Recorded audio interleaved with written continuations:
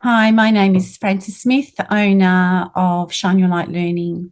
I'm a thought leader and a mentor for teachers. Today I'm talking with Prosper, and the people who are listening are going to hear about my journey as a teacher, all the wonderful things that I learnt and that I keep on learning even now in after 42 years of teaching, and the goals that I have that I would like to share and mentor with the young teachers in our education system today.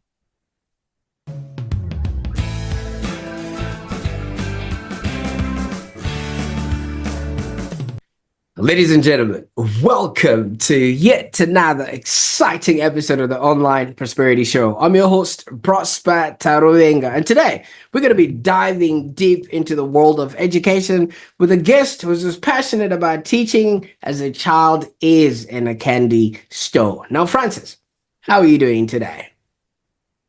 Great. Lovely to be here. Thank you, Prosper. Well, fantastic. The pleasure is all mine, especially the fact that you're supporting teachers at every stage of their career and helping them to realize the superpowers that they actually possess. Now, I can't wait to jump into this episode right now. And if you're watching this and you're wondering, who's Francis and why should I care? Well, let me tell you something. Francis is an education thought leader and a consultant and is dedicated to advancing teacher development from graduate to proficient levels. With an extensive background in primary education, she actually excels in guiding educators to navigate change and harness their unique strengths. And you might be wondering, what is her mission and why should you particularly pay attention to this? She wants to empower teachers to thrive in today's dynamic and ever changing educational landscape. So, if you're an educator or a curious learner or just love jumping into big piles of autumn leaves, well, this episode is one for you. Now, Francis, I could go on and talk about things I'm not even qualified about. Tell us a little bit about your journey into education and what inspired you to become an education consultant. Well, my journey started when I was 4. I decided at 4 that I would be a teacher. And my poor younger sister had to tolerate all the spelling tests that I gave her at the age of 3, but never mind. And so I entered school and I found school really challenging. I was a very shy little girl. And if there were any changes in the day, I would become quite panicky. But there were teachers across the journey through primary school and through secondary school that I would just make a click that I'll click with. That they would just know me, they understood me, and they could make my day better. And I still see those teachers in my mind as I talk now. And I remember thinking in grade 3 that teacher there that I just wanted to be like her. I wanted to be that nice person that she looked nice, and for me she smelt nice. She had nice perfume every day. I know it's crazy, but it mattered to me. And she was gentle and she was kind and she understood me, and that's who I wanted to be. So I entered, when I left school some 42 years ago, I entered, primary school teaching, and I really loved it. I loved the challenge of being with children, and I loved understanding in the first 12 months that I didn't know it all and I didn't have to know it all, that there were teachers around me who could teach me more, who would mentor me, that would show me how to grow as a teacher, how I could be the one who understood the children who needed understanding. And so really from the get-go, in those days we used to handwrite our programs and we had to decorate them and we had to hand them in and they had to be perfect. Well, mine never was, because by playtime, Monday playtime, I'd already start scribbling and changing things because it wasn't suiting you and it wasn't suiting this child. So I was always a little bit of a maverick, I suppose, in that I didn't just follow the rule. I was always looking for another way. And I would ask myself, why is this child not learning? Instead of, being like other teachers around me who would say that child's stupid, or what do you expect? They've got an older brother like that. It used to blow my mind. I couldn't deal with that. So I tried to find another way all through my career. And then perchance, you think you have a goal and circumstances change and I was given the opportunity to work in intervention, in literacy intervention. So I worked in that for many years, for 14 years. It was called Reading Recovery. People listening might know. It came out of New Zealand. It was a worldwide program. And that really taught me the value of listening and observing.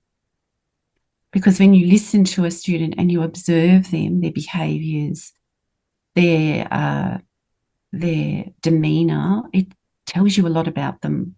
And so you can adjust how you work with them and how you interact with them.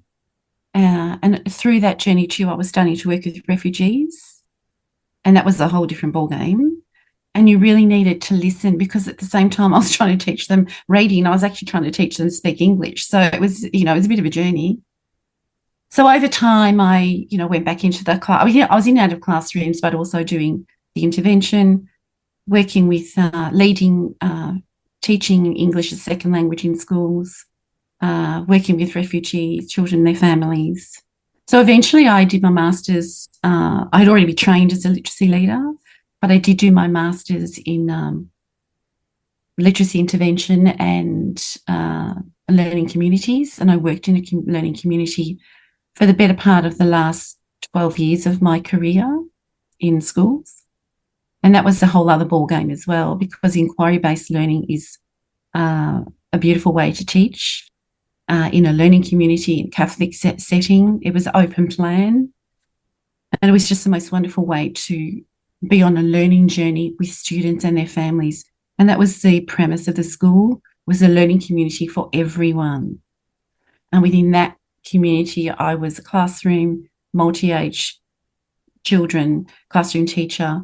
I was literacy leader, and I was diversity leader as well. At different times, I moved into different roles. And so then, COVID came, and I ended up in another school, working in lockdown as both literacy and diversity leader, and guiding teachers through that role. So working in leadership, working as a leader working with refugee children, my role really encompassed working with teachers and guiding them on how they could implement learning for students in their classroom. So there was a lot of leadership in all of these roles. My first job in integration with Reading Recovery was I needed to almost retrain the teachers, mentor them into, this is where the child is at. I had a teacher say to me, with the child who was an elective mute, take him and work your miracle with him. Do something with him. So, I had to work very hard to work with that teacher. But within 2 weeks of working with that student, he was talking to me and he was starting to read. Now, some would say the teacher said you worked a miracle. I just simply listened and I observed and I worked out. I had to follow a strict program with Reading Recovery, but I worked out how I could manipulate it a bit to support him. And so through all of my leadership roles, I've tried to impart to teachers, our role is not to criticise, our role is to walk the journey with our students. We are learning as we are educating. We are walking the learning journey with our students. And so we learn from them as much as they learn from us. Absolutely. Wow. What a journey in and of itself there, Francis, because from the time it all started, like you said, from the age of 4, you were in that classroom environment and always eager to learn and things of that nature. But at that age, I'm just looking at my little girl. What sort of influences did you have around you that really got you to want to maybe become a teacher? Was that, you being very excited about going to school, or did you have people around you that were already in the profession?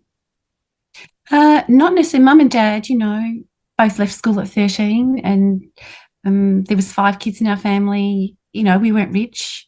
We were loved, and we were loving. It was a loving family. But Dad, if he had not worked 3 jobs, I often wonder if he would have been a university professor. He's self-educated.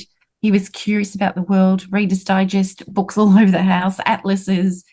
He was curious about everything and he would read to us. And mum, mum looked after us and cooked and sewed and knitted and made preserves and they were always there. They always had time for us. But as a family, there was always books in the house and Dad was always learning something. And he built the house around us as we grew. That was his goal. They wanted to build their own house.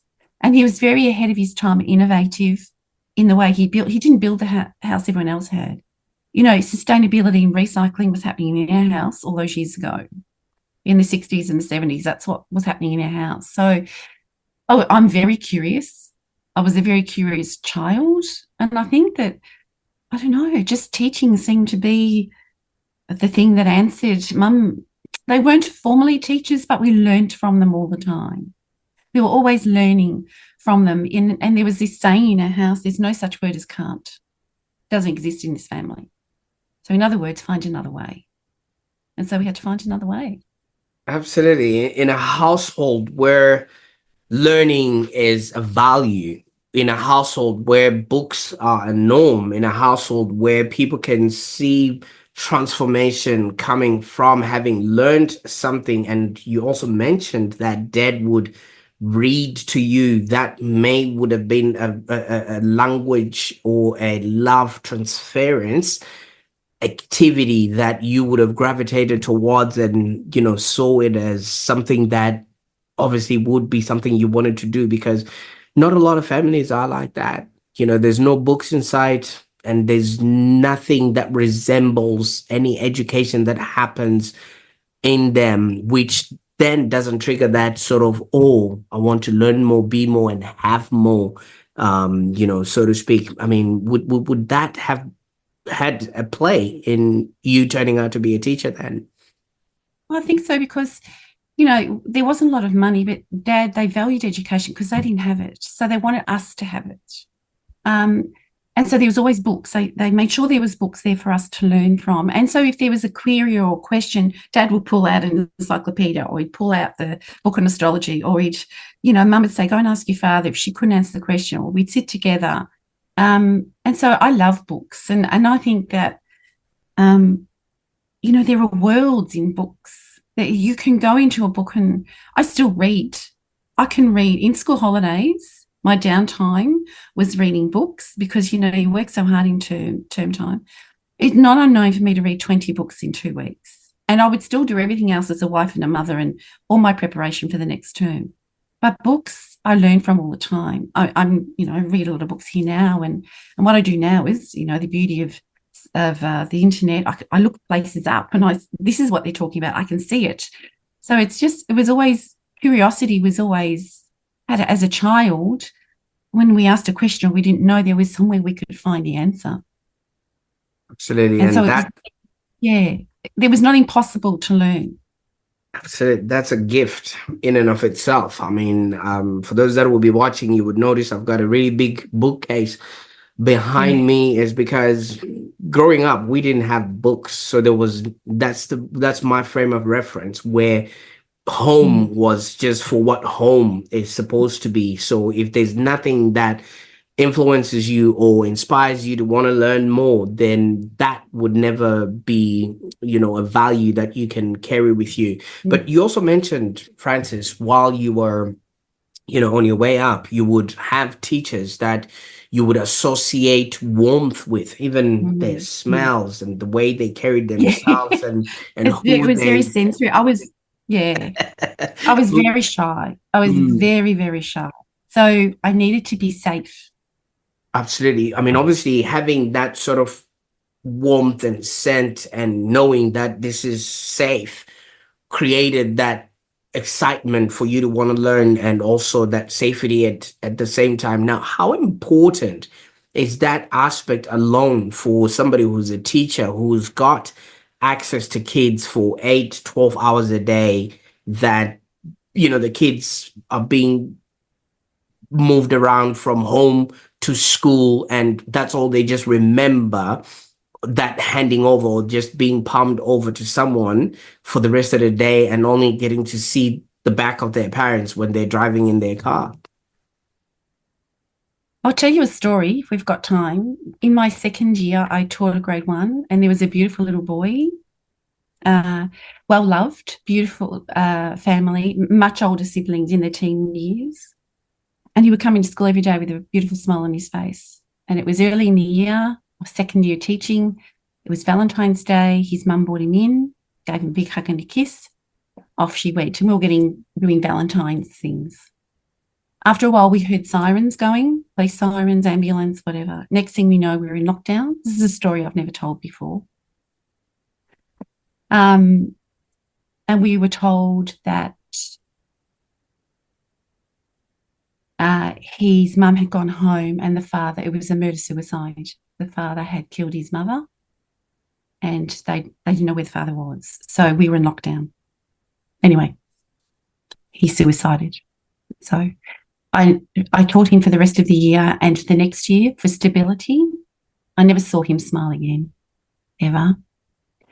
It was really, really tough and I was struggling. I was only 22, 23. But I would go home to mum and dad and say to them, I'm really concerned. I don't know how to manage this. And we would just talk about family and how important it was until it hit me one day. The family brings stability and love and security. By the time I taught him in the second year, they were, because the family fell apart, you can imagine, they were looking at foster care for him and he did go into foster care. But before that, he was just being moved from place to place. So I just decided I would make school his home and his place. So from that day on, I made it very clear to him and he ended up going into foster care and I spoke with the foster parents and I said, when he comes to school, the expectation is that he complies with everything. He does what he's learning. He does what's asked of him. I understood with homework it wasn't always possible, let that one go, but he followed the rules. And so I made it clear to him, you are here to learn and that is what you will do. Because when children have no parameter, if they have no guideline, that's when they go berserk. That you often have kids that are running muck. If you look at the situation they're in, if they don't feel safe, they don't know what to do, they're afraid, they can't control their emotions. So every day he came in, I would check in with him and I would check in with him through the day and I would judge the day. You can tell when a child's coming in when it's not a good day. So I would adjust the learning for him. And so I would do things like, do the reading or the maths. And then I would say to the children, I would like you to go and do this. And then I would spend 10, 20 minutes with him and I'd do learning with him. And then I would set him to a task that I knew that would calm him. And I might get a couple of kids, the boys or girls, to do the task with him. So in my mind, he was doing learning as much as I could expect from him. And I eased him through the rest of the day. Anyway, time went by. I left the school. About 12 years ago, I was contacted by a former colleague who said, this man is looking for you. And it turned out to be a student. He tracked me down. My father, very sadly at the time, had just passed away. So I was not in a very good place. But I did ring this young man and he told me that I'd saved his life. He was hysterical on the phone, crying, calling to his partner. I found her, I found her, I found her. You saved my life. You saved my life. In those days, I was Miss Francis. They used to call you by your Christian name. And I said, I don't know what you mean. And he said, I knew that when I came to school, I was safe. I knew that when I was at school, I would be okay. You saved my life. And he wanted to get in the car and meet me then. And I just was I was completely overwhelmed and still am by this. And I lost his phone number soon after, sadly. Anyway. But wherever he is, I hope he's still happy. He was having a good life. He was in a good place. But he just wanted me to know that I had done something that mattered, that had made a difference. And it was all because I came from a family that was strong and loving and gave all the values that you need. And I just took a really huge risk as a very young teacher and put all those values into my classroom, but which was there anyway. But I gave him no out. I wouldn't let him say, I'm sad I can't work. No, this is what you're here for. This is what you'll do. But I would manipulate that for him just so he could get some learning in, and then I would ease him through the rest of the day. That's my story. Wow. Wow. Now, obviously, that sort of impact and that sort of influence on kids is a superpower in and of itself, and it's just something that other educators really need to sort of have an understanding. And, I'm glad you are obviously spearheading this in order to help those shine their light in ways like this, because you can imagine so many kids, so many young adults are going through stuff, and teachers are now expected to help them go through that. Like you say, that's the only sort of safe environment that they have. I don't know if you know my story at all there, Francis, where in Africa, where at the time that I was growing up, school was literally not considered as anything of value, because there was nothing that you could become after you were done with school. So people didn't want to waste their time with it. You could maybe, yes, go to university or whatever it is, but there were no jobs. There was no economy to sustain any of that. So people literally had to learn skills on how to sell, how to create stuff in order to be able to participate in the economy that we were in. And when I was 13, we had an exchange student teacher who came in from Australia. She would have been around about 20 or 23, I don't know, but she changed my modus operandi at that point. She told me I don't necessarily have to subscribe to what the environment is giving me. I could work in other countries. I could work in other places. I just needed to apply myself. Can you imagine what that seed has done and what I've created just because somebody gave me a different perspective? And I'm assuming that's what you did for this young gentleman here. I think it's just, I've only just started telling the story, and I've been an educator for 42 years, but because it's always sat heavily on my shoulders and in my heart. But I think the lesson there is that, I looked within to what I had. What could I give this child that would, well, I didn't think of saving him then, because I had a protocol to follow. And I think for teachers, I said you listen and you observe. You learn when you do that, and you link it to things that you know, and you look for what you can give back. I think when you choose to be a teacher, there's a reason. There's a reason why you choose to educate in whatever format that is. And I think that teachers need to understand why am I doing this? Because when you know that why, you know the purpose of what you're going to do. And like that teacher spoke to you, just opened your mind. We do have a curriculum to follow. We do have, protocols and whatever to follow, but we have the opportunity to offer more, to shine a light, to bring children out of the darkness, to give them hope, to let them know that they can be anything and do anything that they want. And, the Olympic Games are on at the moment. Have a look at some of those stories, just beyond. I love the Olympic Games because I love to hear the stories. It's about that self-belief, that resilience. And that's what our teachers need at the moment. They need to dig into that, and they need to know why they became a teacher, and they need to follow the pathway for that reason. They need to follow their purpose. So I understand what you're saying about the teacher who showed you the light. Look at you now. But thank you so much, and thanks for acknowledging that. Now, Francis, I just really believe you can't give off that which you don't have. So what does the teacher need to have within them to be able to then pass that on to the kids? I know, yes, obviously, like you're saying, you need to have, like, the purpose of why and things of that nature, but I think it goes way beyond that. There has to be a certain um light that maybe, Awareness. yeah, Awareness. yeah. I think that, and this is what I'm seeing with some of it. I'm on lots of different platforms and I talk to lots of different people.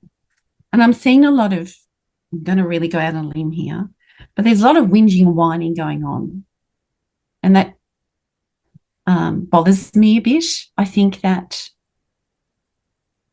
when you become an educator, it's a big job. You have huge responsibility and it's a multitasking job. Our teachers need to understand that you're just not walking into the classroom and telling children what they need to know. It is much, much bigger than that. So that's the first layer. In order to cover that layer, you need to, as I said before, you need to know why you're going to do it, but you need to know what you're made of. So some of these teachers might be sports people, they might be successful in other parts of their life. Whatever they do in those parts of their life, they can bring, if they're sports people, that takes commitment. It takes focus, it takes strength and courage. You need to find those things within you. Every day that you get up and you put on your teacher face, you need to know what it is you bring with that. And I don't know if it's happening in universities or it isn't. There's a lot of things available to teachers that weren't available in my day. But I think teachers really need to know who they are. And what is the one thing, I call it the superpower. But what is the one thing you do and you do well? What is the one thing that makes a difference when you do it? They need to go within. They need to think about who they are and what they bring to everything they do. Does that make sense? Oh, Or is that absolutely. too? Because because I think there's a saying that, if you love what you do, it no longer becomes a chore. It no longer becomes work. And like you're saying, if they bring in who they are, I mean, there's young kids that are actually learning the way they dress from their teachers. They're learning the way to present themselves or speaking. I've got a 4-year-old, and that's why I sort of connected to the part where you were talking about, you being a 4-year-old then. Um, During the weekend, I don't know what she said, and she said, "Hey, Dad, capiche?" And I'm like, "Where did you learn that from?" And she says, "Yes, Miss Freeman says capiche all the time. Do you know the meaning of that?" And I'm like, "Oh, okay. What is the meaning of that?" And then she says, "Dad, do you understand?" So she was teaching Mm, me something that the teacher had mm, taught mm, her. But capiche, like you said, it's a mannerism, it's a way, figure of speech, and just little things that are not the ABCs of actual learning. So these kids are watching, they're learning, they're taking it all in, mm. and so like you said, if you're not bringing your whole full self in there, that will obviously not create levels of professional satisfaction, and maybe you start burning out because you're not connected to the mission and where it is that you're going. I have a feeling, just from observation, because I worked for the last, 15 years I worked a lot with mentoring, I worked a lot with young teachers, graduate teachers. There's just this self-belief that they know it all when they come in. I don't need you. I've actually had them say to me, I don't need your help because I know what I'm doing. Right, okay, you've been in a class for 2 weeks. Mhm. So there seems to be this, something's happening in their training, and it's not all of them, but there was a majority of that I worked with, that they really believe that they are fully qualified as a teacher, they know it all and they can do it. And that's a great self-confidence to have. But when an older person is mentoring you and more experienced teacher is saying to you, have you thought of this? Let's try it another way. It behooves you to listen. There is no way now, after all these years, that I can tell you I know everything about education because I'm still learning. And one of the things I didn't say before was that the day I started teaching, I promised myself every day of my teaching career, I will learn something. from a child, from another person, from a parent, from myself. I will learn something. That was my mission, my vision for myself. And I think that that's that little thing that I'm talking about. You know, when you come into teaching, what is it you bring? What is it you're going to achieve in this career? It's just not a job. Teaching is just not a job.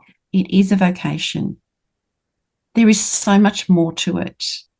Every job in this society is important, but you change children's lives. You affect them in everything you do, from the way you present yourself, the way you smell, if you like, the way you look, the way you greet them, tells them whether they are valued or not. And that's what our teachers need to understand when they come from uni into a classroom. They are qualified teachers, but there is so much more to learn about themselves and how they interact with their students. And there's lots of great teachers out there doing great things. But there's teachers that don't understand it. They just see it as a 9 to 3:30 job, and it's not, and it never will be. Absolutely. I mean, just like everything in our world, Francis, it's just been treated to be, or is that the industrialization of doing things, you know what I mean? Like, I can only imagine somebody looks at a series of careers and then says, nah, I can't be a vet, I can't be a doctor, I can't stand the sight of blood. Maybe there's teacher, lawyer, or whatever it is. And that now just becomes, well, we'll see how that goes and things of that nature. But when you work with these teachers, you're helping them obviously start building confidence and actually make their teaching journey fulfilling and successful. How are you guiding these educators to become leaders within their classrooms and beyond? I think that what I was just referring to, you know, listening and watching, same thing. Teachers need to listen and observe, watch and listen to other teachers, how they interact, how they talk to their children, how they manage unexpected situations. In planning time, I would lead planning, and I would challenge the young teachers. You know, oh, we'll do it this way because that works. Well, is there another way we can do this? And I had a young teacher that went bright red to her ears, but I said, don't butt me. I said, come on, we'll work together. Let's find another way, because X, Y, and Z children aren't learning that way. So as young teachers, don't be afraid to have a voice. Don't be afraid to ask a question. Don't be afraid to say, show me. Can you show me? Can you show me again? Can you work with me while I do this? It's that adage with children, you know, you show them, you do the activity or the learning with them, and then you set them on their course. Same with the teachers. Ask me if you need help. Tell me what you need, and I will show you.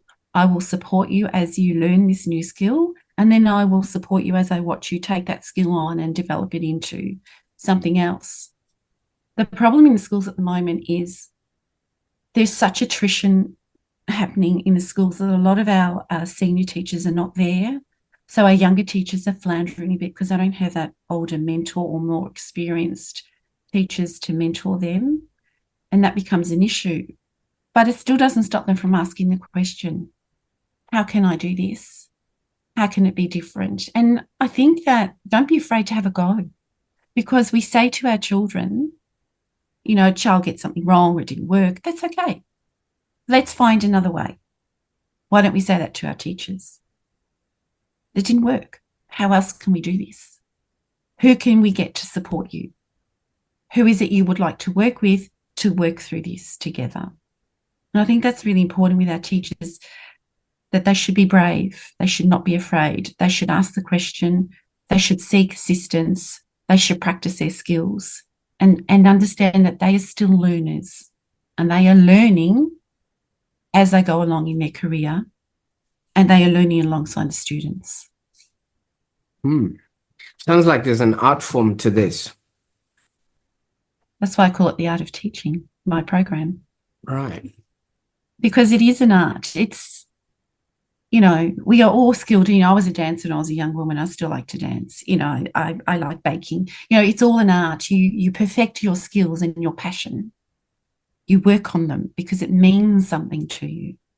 So, you know, for teachers coming out, my first question to them would be, what does this mean to you to be a teacher? What does it mean? And what can we do to help you achieve that vision or that goal? How can I walk on this journey with you? It is an art form. It's a very noble profession, teaching. And I think our teachers don't understand that. I'm very honoured to have been educated for all of these years. Every day that I walked into the classroom, I was grateful that I could be with these children. And look, there were hard days, trust me. There were hard days and there were hard classes. And there's still classes that I will never forget. But in those classes, I talk about a grade 5, 6 class I taught that we used to dance through every day. It was, you know, challenging. The principal would say to me, as soon as some of those kids walked through the front gate, he knew what type of day I was going to have with those children.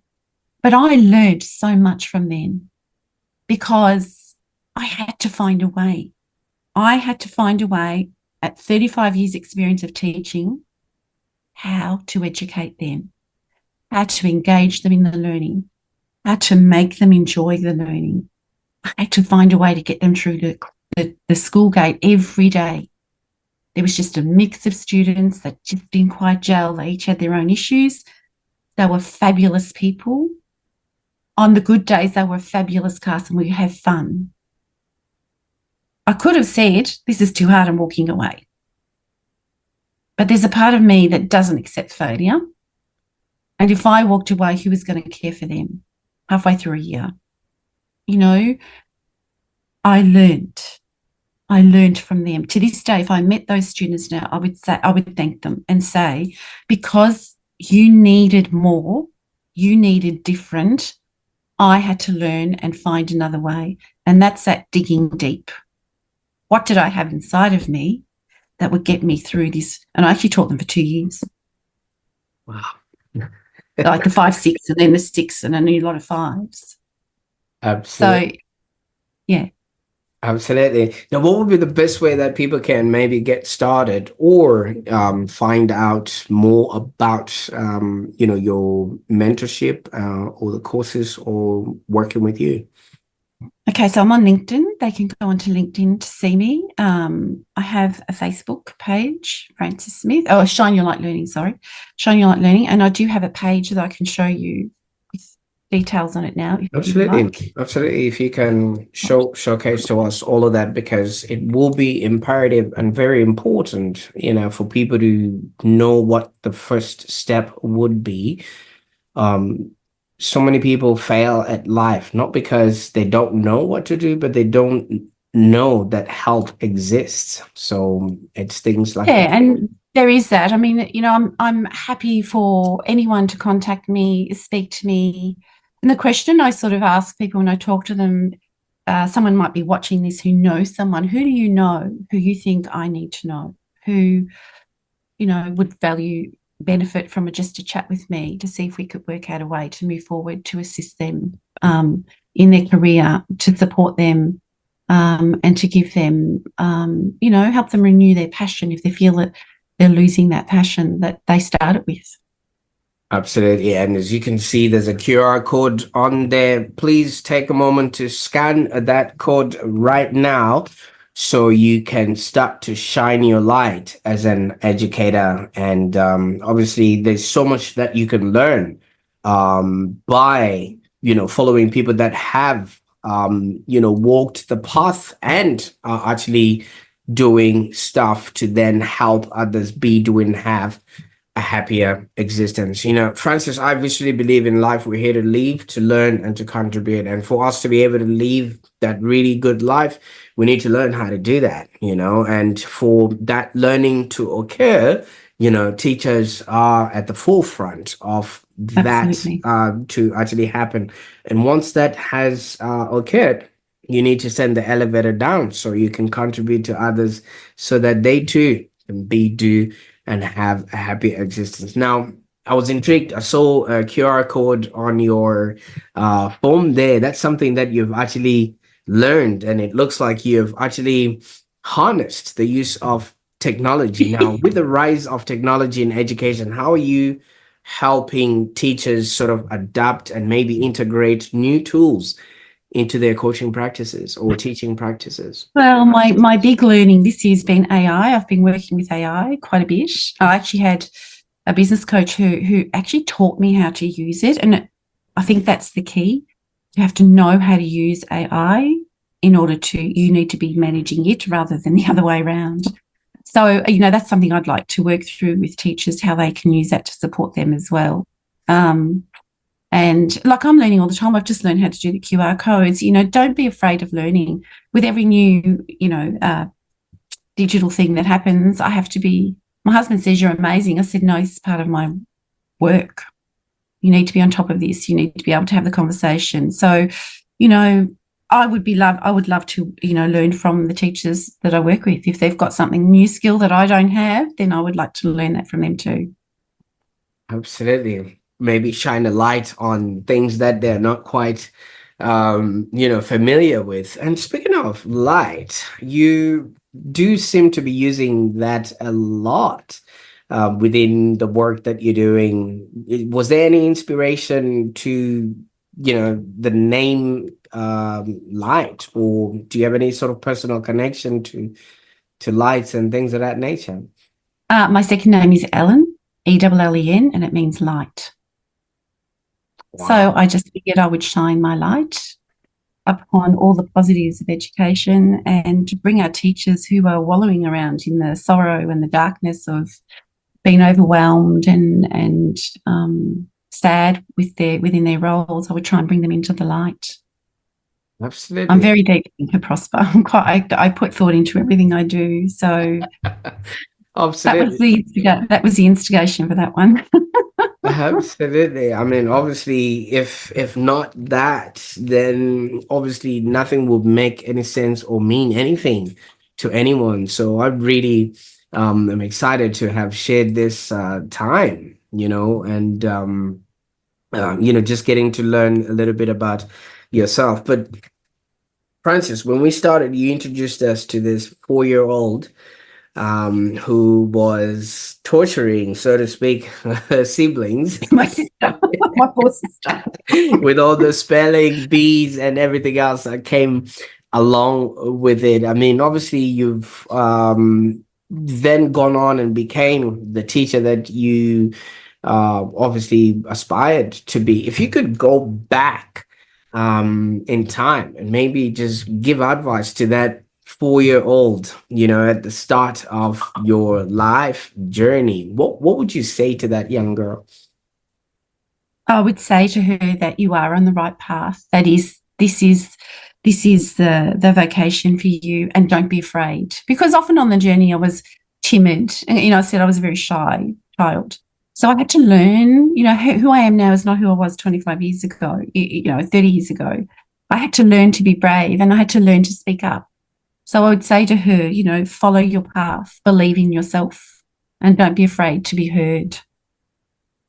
Absolutely. I mean, obviously, somebody will be watching this and saying, but I've already gotten my teacher education and everything else that comes along with it. Why would I need extra stuff? I've already got so much on my hands, all the kids that I'm supposed to be teaching, and now I got to go and learn something else again. What would you say to that person or that It educator? comes back to the learning doesn't have to be big.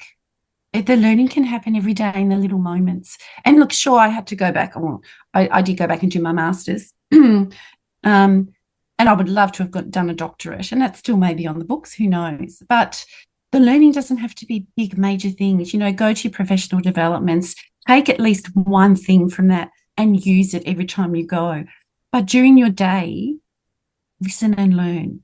You will learn something every day, I promise you, if you set your mind to it. You will come away at the end of the week thinking, I've learned these 5 things. I've learned that so-and-so likes Vegemite on a sandwich, and that's why she has it every day. I've learned that that child needs a little bit extra help with this. I've learned that I can take on a new skill with the support of other teachers to help me. It doesn't have to be major, huge diplomas and masters and that. You can learn something new every day, and it builds you. By the end of every year, you're a different teacher than when you started at the beginning of the year. you're older, you're wiser, you have more skill, and you have more experience, and you take that into the next year. That's my advice. Absolutely. Now, I can't thank you enough for the time that we spent on the call today, but it would be remiss of me not to ask you this. What's next? What can people anticipate from Francis moving forward? I'm actually hoping to. I've had it up on LinkedIn actually. I'm hoping like once a fortnight to have a call in, a Zoom link with teachers who just have a question they want answered, and that's about their growth. It's not about fixing a problem at school. That's not my role. My role is to promote teachers to think. What else? Is there another way we could manage this? I'd like to meet in person. A lot of it's been on Zoom, so I'd like to actually. Go into schools and meet teachers. And I've also put my name down to be a supervisor teacher with the ACU when the teachers go on rounds. I'd love to go and do that so I can see them in situ and then just work with them more and use that supervisory role to say this was really great and this was really great. And if we tweak this, that will be great too. And maybe, Prosper, maybe there's a book there. Maybe at the end of the tunnel, there's a light, there's a book. Maybe. Or a doctorate. Absolutely. Well, Francis, I mean, your life story and your experience have so much value, not only to the people you get in contact with, but to the future of our country. I mean, if you can help the educators, be doing have a happier existence while they are teaching the young ones and formulating those minds, then our future is in the right hands. So I can't thank you enough for the time that we've spent on the call today and literally shining your light in learning today. Thank you. It's been a pleasure being here, and it's been really great to be able to share my thinking and my thoughts, and hopefully I can help somebody. If I help one person with this interview today, then I've succeeded in my goal already. That would be a great thing to do. Well, Thank you, Prof. absolutely. I mean, obviously, for those that are watching right now, if you're an educator or if your kid goes to school, I encourage you to share this video with your kid's teacher.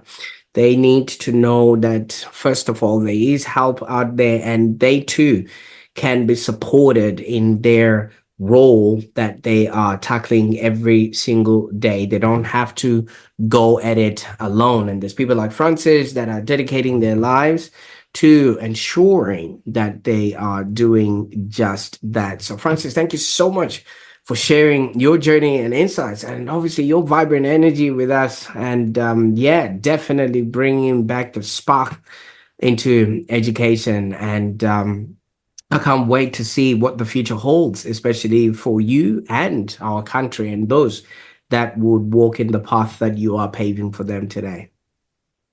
I shall let you know because it's really exciting and I'm looking forward to whatever it is that comes my way. So thank you for this opportunity today, Prosper. It was lovely to meet and talk with you. Fantastic. And for our guests, until next time, keep shining your light and thriving in all that you do.